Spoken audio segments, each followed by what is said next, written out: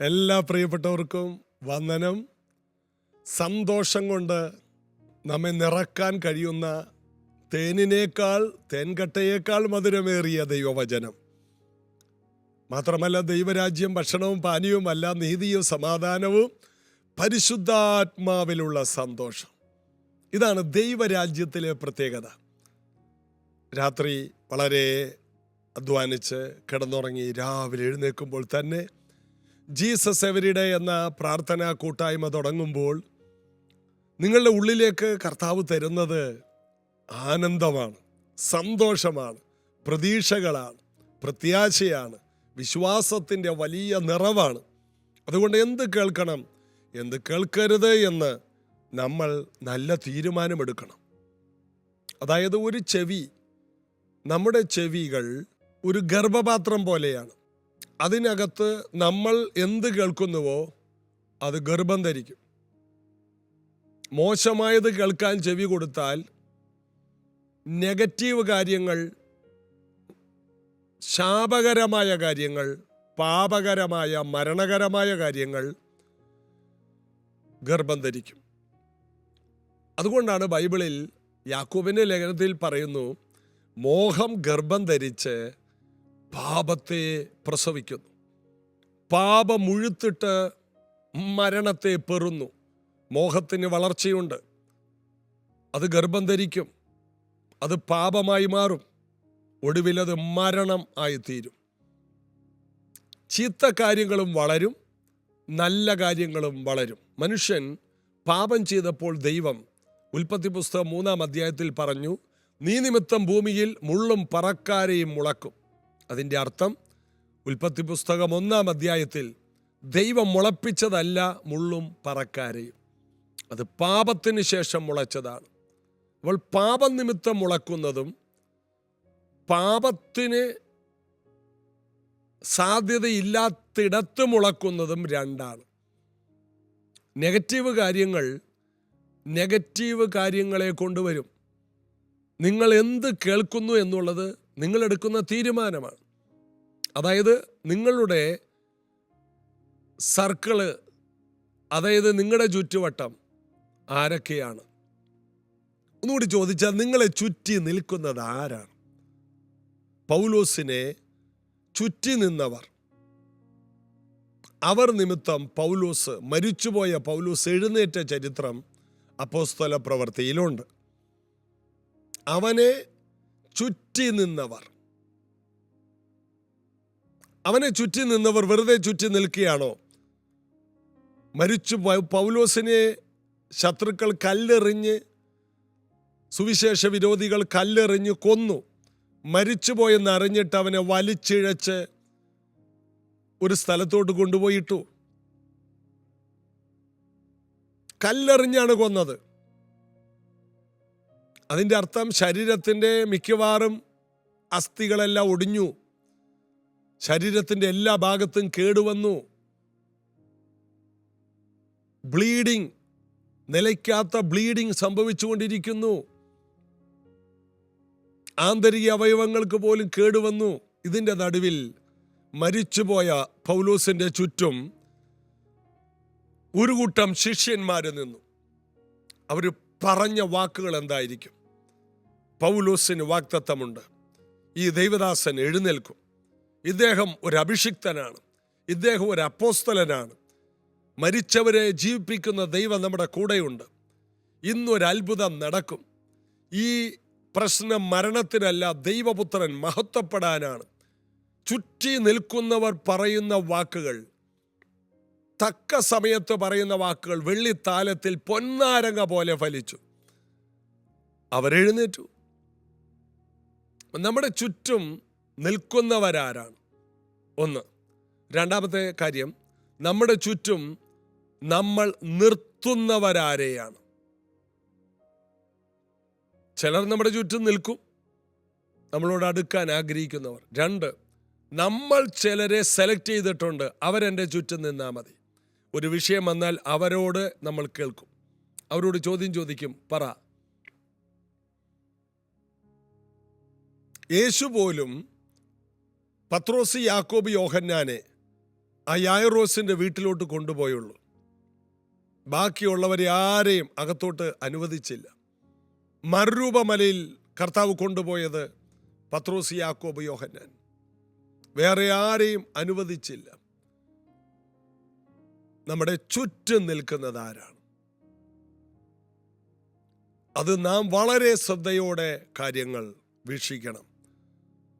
നമ്മേക്കാൾ വിശ്വാസവും, നമ്മേക്കാൾ പ്രാർത്ഥനയും, നമ്മേക്കാൾ ആത്മനിറവും, നമ്മേക്കാൾ ദൈവശക്തിയുമുള്ളവരെ നാം ചുറ്റും നിർത്തണം.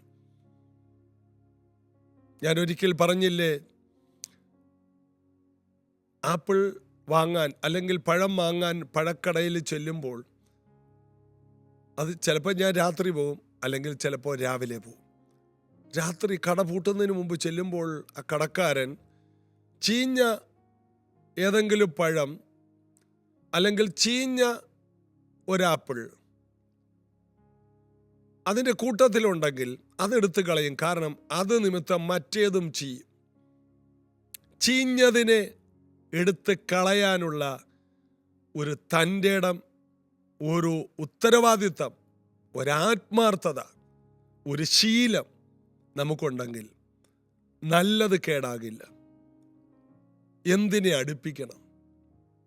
നമ്മുടെ കുഞ്ഞുങ്ങൾ എന്താണ് കേട്ട് വളരേണ്ടത്? എങ്ങനെയുള്ളവരാണ് നമ്മുടെ വീട്ടിൽ അതിഥികളായി വരേണ്ടത്? അവരെന്ത് കേട്ട് വളരണം? കാരണം ചെവി ഒരു ഗർഭസ്ഥലമാണ്. അവിടെ എന്തും ഗർഭം ധരിക്കാം. നമ്മൾ കേൾക്കുന്നത് നമ്മുടെ ഉള്ളിൽ പലതുമായി രൂപാന്തരപ്പെടും. അതുകൊണ്ട് സൂക്ഷിക്കുക. ജീസസ് എവരിഡേ നിങ്ങളുടെ ജീവിതത്തിൽ പുതിയ ഫലം ഉളവാക്കും. പുതിയ കാര്യങ്ങളെ നിങ്ങളിൽ ഗർഭം ധരിപ്പിക്കും. നിങ്ങൾ വിശ്വാസം ഗർഭം ധരിച്ച് അത്ഭുതങ്ങളെ പ്രസവിക്കും. നിങ്ങൾ നന്മകളെ, വെളിപ്പാടുകളെ ഗർഭം ധരിച്ച് വിജയത്തെ പ്രസവിക്കും. അതിനാണ് ജീസസ് എവരിഡേ നിങ്ങളുടെ വീട്ടിലെത്തുന്നത്. നിങ്ങൾക്ക് ഈ പ്രാർത്ഥനാ കൂട്ടായ്മയിലൂടെ വൻ വിജയങ്ങൾ, അനുഗ്രഹങ്ങൾ, ഉയർച്ചകൾ ഉണ്ടാകട്ടെ എന്ന് പ്രാർത്ഥിക്കുന്നു. വേഗത്തിൽ റോമാലേഖനത്തിലേക്ക് കടന്നു വരാം. 8-ാമത്തെ അധ്യായത്തിൽ 4-ാമത്തെ വാക്യമാണ് നമ്മൾ വായിച്ചത്. 5-ാമത്തെ വാക്യം, ജഡസ്വഭാവമുള്ളവർ ജഡത്തിനും ആത്മസ്വഭാവമുള്ളവർ ആത്മാവിനും ഉള്ളത് ചിന്തിക്കുന്നു. സ്വഭാവം ചിന്താഗതികളെ മാറ്റും എന്ന് വചനം പറയുന്നു. നമുക്ക് ജഡസ്വഭാവമാണെങ്കിൽ ചിന്തിക്കുന്നത് മുഴുവനും ജഡമാണ്. എന്ത് തിന്നണം, എന്ത് കുടിക്കണം, എവിടെ കിടക്കണം, അതും ഒരു ജഡസ്വഭാവമാണ്. അതുകൂടാതെ തെറ്റായ കാര്യങ്ങൾ ചിന്തിക്കുന്നുണ്ടെങ്കിൽ നാം ജഡത്തിലാണ്. നെഗറ്റീവ് ചിന്തിക്കുന്നുണ്ടെങ്കിൽ നാം ജഡത്തിലാണ്. വിജയത്തിന് യോജിക്കാത്തത് ചിന്തിക്കുന്നുണ്ടെങ്കിൽ നാം ജഡത്തിലാണ്. ശേഷം മനുഷ്യരെ പോലെ സാധാരണ കാര്യങ്ങളാണ് ചിന്തിക്കുന്നതെങ്കിൽ നാം ജഡത്തിലാണ്. അപ്പം ജഡസ്വഭാവമുള്ളവർ നിലവാരം കുറഞ്ഞ കാര്യങ്ങൾ ചിന്തിക്കുന്നു. എന്നാൽ ആത്മസ്വഭാവമുള്ളവർ ആത്മാവിനുള്ളതും ചിന്തിക്കുന്നു. ആത്മാവെന്ന് പറഞ്ഞാൽ സ്ഥിരതയുള്ളതും അനശ്വരവും അവസാനിക്കാത്തത് മാത്രമല്ല, വിജയത്തിലേക്ക് നമ്മെ കുതിച്ചു ചാടുമാറാക്കുന്നതും ആകുന്നു. ആത്മാവ് ചിന്തിക്കുന്നതെല്ലാം ജയമാണ്. ആത്മാവ് ചിന്തിക്കുന്നതെല്ലാം സമൃദ്ധിയാണ്. അതുകൊണ്ടാണ് 3 യോഹന്നാൻ 2 പറയുന്നു, പ്രിയനെ, നിന്റെ ആത്മാവ് ശുഭമായിരിക്കുന്നത് പോലെ നീ സകലത്തിലും സുഖവും ശുഭവുമായിരിക്കണമെന്ന് പ്രാർത്ഥിക്കുന്നു. അതിൻ്റെ അർത്ഥം ആത്മാവ് ശുഭമായിരിക്കാൻ പ്രാർത്ഥിക്കേണ്ട. ആത്മാവ് ശുഭമായിട്ടിരിക്കുകയാണ്. ആരോടാ പറയുന്നത്? ഗായോസിനോട്. അപ്പോസ്തലനായ യോഹന്നാൻ പറയണം, നിന്റെ ആത്മാവ് ശുഭമാണ്. അത് യേശു ക്രിസ്തു വീണ്ടെടുത്ത ആത്മാവാണ്. അത് പുതിയ സൃഷ്ടിയാണ്. ആ ആത്മാവ് ശുഭമായിരിക്കുന്ന പോലെ തന്നെ നിന്റെ ആരോഗ്യം ശുഭമാകണം. നിന്റെ ഭൗതിക കാര്യങ്ങൾ ശുഭമാകണം. നിന്റെ ചിന്താമണ്ഡലം ശുഭമായിട്ട് തീരണം. എന്ന് പ്രാർത്ഥിക്കുന്നു. അതിൻ്റെ അർത്ഥം ആത്മാവ് ശുഭമായെന്ന് കരുതി മനസ്സ് ശുഭമാകണമെന്നില്ല. ആത്മാവ് ശുഭമായെന്ന് കരുതി ശരീരം ശുഭമാകണമെന്നില്ല. അത് നമ്മൾ പ്രാർത്ഥിച്ചും വിലമുടക്കിയും ആത്മാവ് ശുഭമായിരിക്കുന്നത് പോലെ നമ്മുടെ മനസ്സിനെയും ശരീരത്തെയും നാം ശുഭമാക്കണം. അതിന് നമ്മൾ വില മുടക്കണം. അതിനു വേണ്ടി വേദപുസ്തകം വായിക്കുകയും പഠിക്കുകയും വേണ്ടി വന്നാൽ നല്ല സ്വഭാവശുദ്ധിക്കായി മനസ്സ് പുതുക്കുവാൻ ഉപവസിച്ച് പ്രാർത്ഥിക്കുകയും വേണം.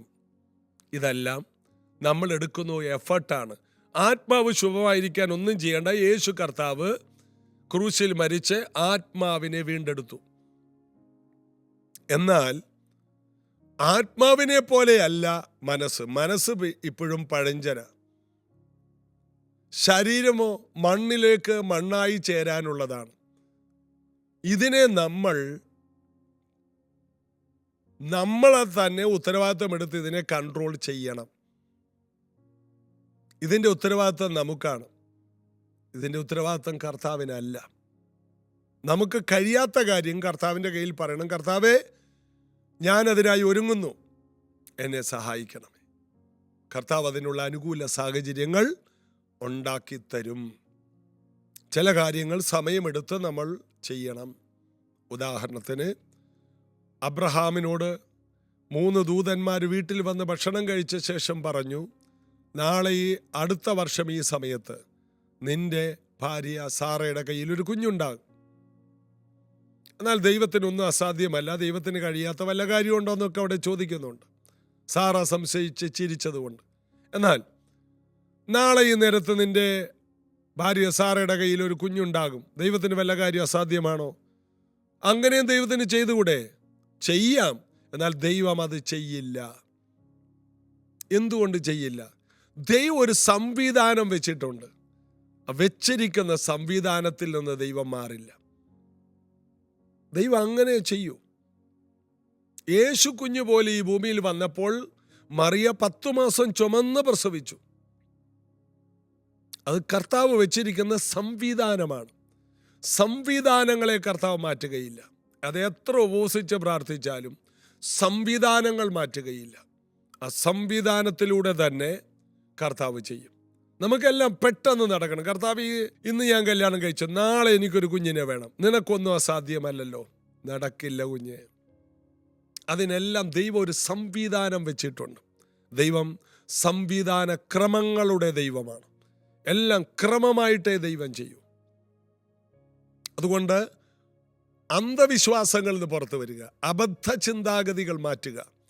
നമ്മുടെ മനസ്സിനെയും നമ്മുടെ ശരീരത്തെയും നമുക്ക് പുതുക്കിയെടുക്കാൻ കഴിയും. ഒന്നും കൂടി ആ വാക്യം വായിക്കാം. 5-ാം വാക്യം, ജഡ സ്വഭാവമുള്ളവർ ജഡത്തിനുള്ളത് ചിന്തിക്കും, ആത്മസ്വഭാവമുള്ളവർ ആത്മാവിനുള്ളതും ചിന്തിക്കും. നിങ്ങളുടെ ചിന്ത എന്താണ് എന്ന് നിങ്ങൾ എന്നോട് പറ. നിങ്ങൾ എന്താണെന്ന് ഞാൻ നിങ്ങളോട് പറയാം. നിങ്ങൾ ആത്മാവിൽ ജീവിക്കുന്നവരാണോ, നിങ്ങൾ ജഡത്തിൽ ജീവിക്കുന്നവരാണോ എന്നുള്ള 2 കാര്യങ്ങളിൽ വ്യക്തത ഇതിലൂടെ ഉണ്ടാകും. നിങ്ങളുടെ ചിന്ത. അതുകൊണ്ട് ജഡത്തിൻ്റെ ചിന്ത മരണം എന്ന് ബൈബിൾ പറയും. ആത്മാവിൻ്റെ ചിന്തയോ നീതിയും സമാധാനവും അല്ലെങ്കിൽ നിത്യജീവനുമാണ്. ആത്മാവിൻ്റെ ചിന്ത നമ്മെ പുരോഗതിയിൽ നിന്ന് പുരോഗതിയിലേക്ക് കൊണ്ടുപോകും. ജഡത്തിൻ്റെ ചിന്ത അത് നമ്മെ നാശത്തിൽ നിന്ന് വൻ നാശത്തിലേക്ക് കൊണ്ടുപോകും.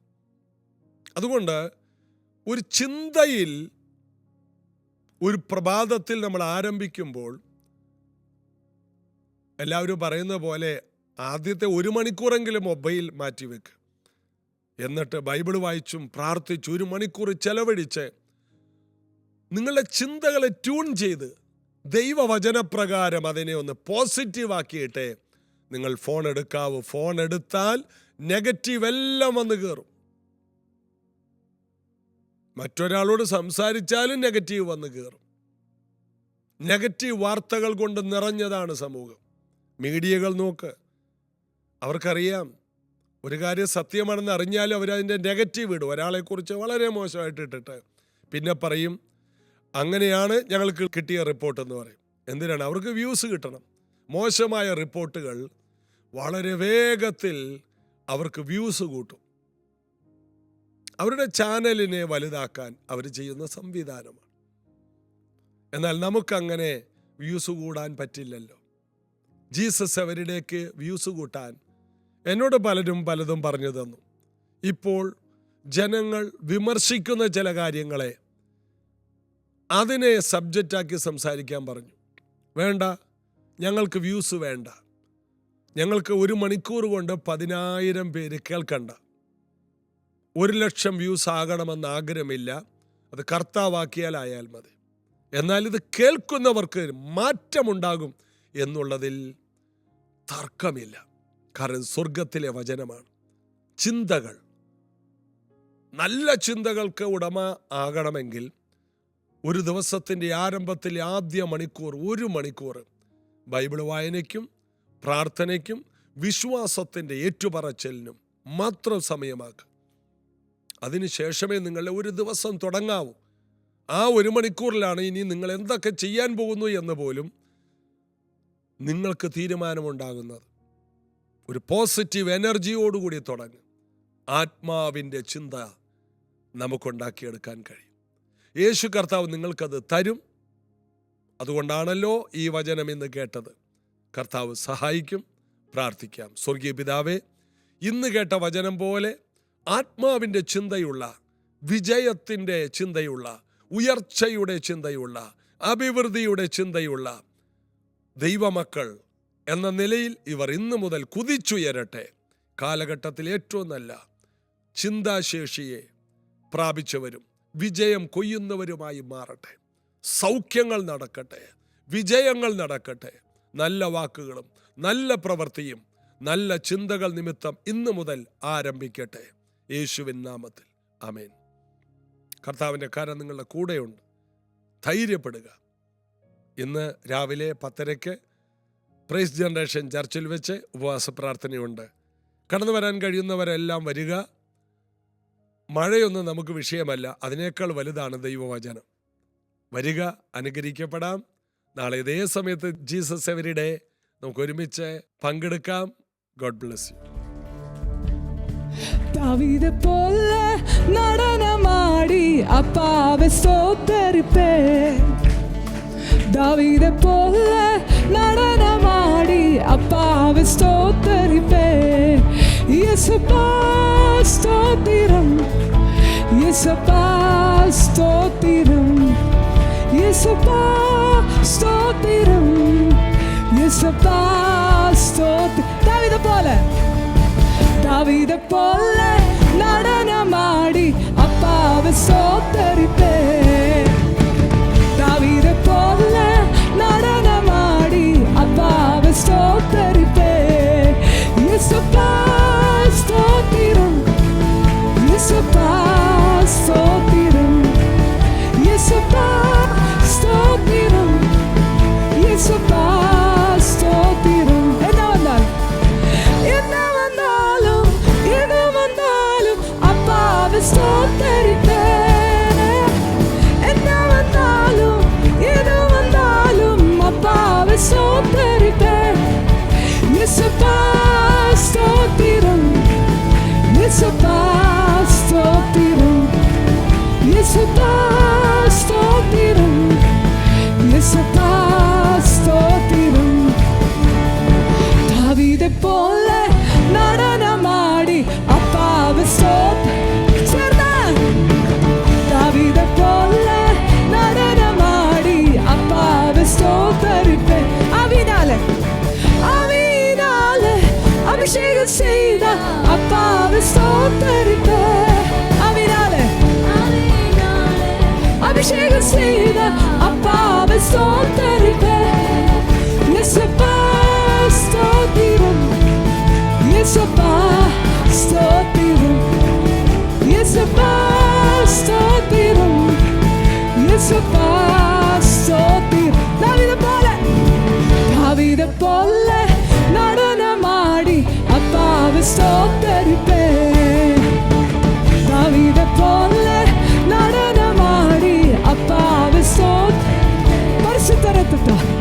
பரிசுத்த ரத்தத்தால் பாவங்கள் கழுகிய அப்பாவை ஸ்தோத்தரிப்பேன்.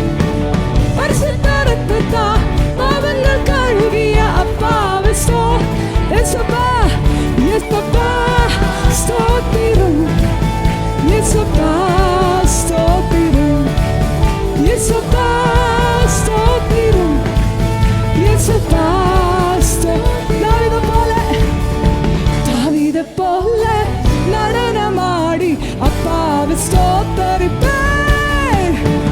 தாவீதை போல நடனமாடி அப்பாவை ஸ்தோத்தரிப்பேன். என்ன வந்தாலும் எது வந்தாலும் அப்பாவை ஸ்தோத்தரிப்பேன். என்ன வந்தாலும் எது வந்தாலும் அப்பாவை ஸ்தோத்தரிப்பேன். யேசப்பா ஸ்தோத்திரம். யேசப்பா ஸ்தோத்திரம். யேசப்பா ஸ்தோத்திரம். யேசப்பா ஸ்தோத்திரம்.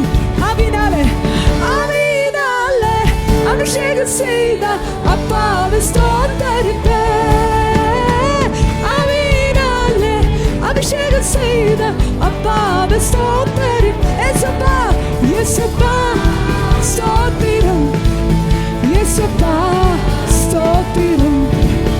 யேசப்பா ஸ்தோத்திரம். பரிசுத்த ரத்தத்தால் பரிசுத்த ரத்தத்தால் பாவங்கள் கழுகிய அப்பாவை ஸ்தோத்தரிப்பேன். பரிசுத்த ரத்தத்தால் பாவங்கள் கழுகிய அப்பாவை ஸ்தோத்தரிப்பேன். யேசப்பா யேசப்பா ஸ்தோத்திரம். யேசப்பா ஸ்தோத்திரம். யேசப்பா ஸ்தோத்திரம். யேசப்பா தாவீதை போல தாவீதை போல நடனமாடி அப்பாவை ஸ்தோத்தரிப்பேன். தாவீதை போல நடனமாடி அப்பாவை சபை சேர்ந்தது வாழ் யேசப்பா யேசப்பா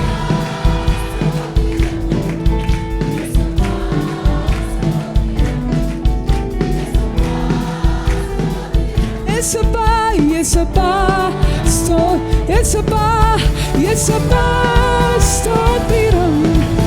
யேசப்பா